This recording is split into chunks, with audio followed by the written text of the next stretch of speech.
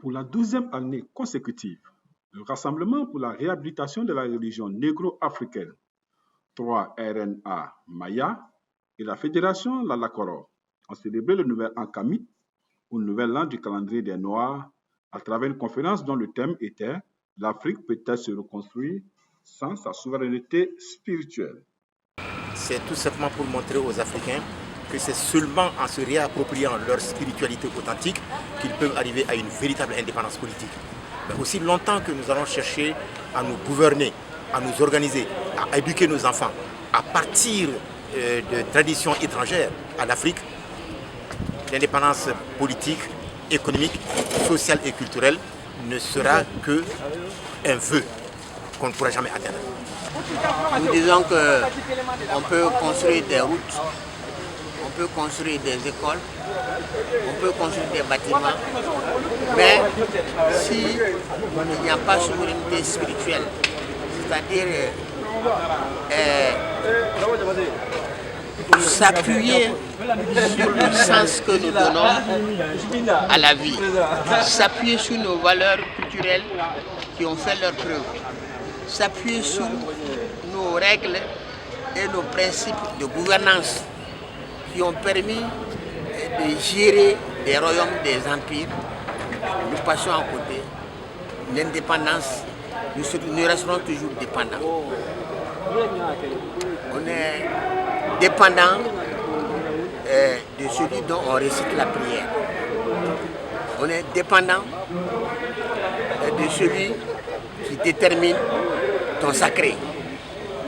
On est dépendant de celui qui te dit alors, comment il faut t'adresser au Tout-Puissant.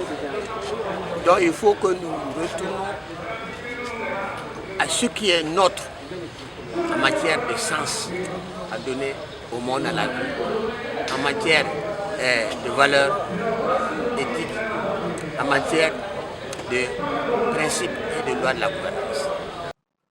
Longtemps reléguée au second plan, la mémoire africaine a été éclipsée par les repères temporels venus d'ailleurs. Pourtant, l'Afrique dispose d'un calendrier vieux de plus de 4000 millénaires avant Jésus-Christ, témoin de la grandeur de ses civilisations. La célébration du Nouvel An africain dépasse le simple cadre d'une fête. Elle constitue un acte de mémoire, de souveraineté culturelle et de réaffirmation d'identité africaine. Donc la thématique c'est quoi? Nous nous sommes posé une question. L'Afrique peut-elle se reconstruire sans sa souveraineté spirituelle?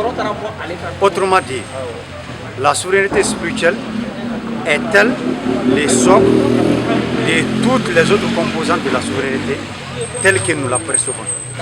Donc en ce sens, nous avons essayé d'expliciter un certain nombre de choses, faire établir le lien entre l'identité spirituelle, l'identité psychique et l'identité psychologique d'un peuple.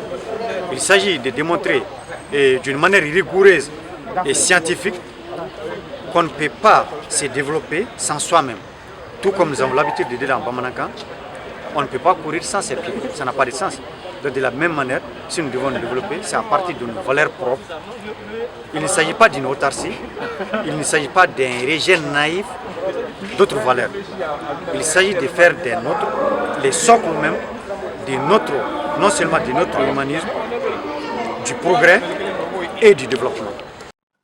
La communauté Kamit a invité l'ensemble des participants à devenir des artisans de paix par l'acceptation et la tolérance religieuse. La célébration du Nouvel An africain est une démarche pour renouer avec la mémoire historique, valoriser le patrimoine scientifique et culturel et renforcer la confiance collective dans la construction de l'avenir.